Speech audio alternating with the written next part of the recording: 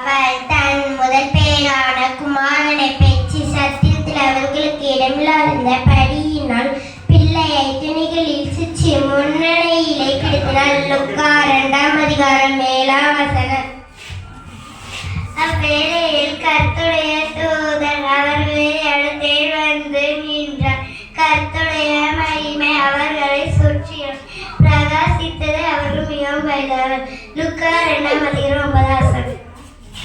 தேவதூதன் அவர்களை நோக்கி, பயப்படாதீர்கள், இதோ எல்லா ஜனத்துக்கும் மிகுந்த சந்தோஷத்தை உண்டாகும் நற்செய்தியை உங்களுக்கு அறிவிக்கிறேன். லூக்கா 2 அதிகாரம் 10 வசனம். இன்று கர்த்தராகிய கிறிஸ்து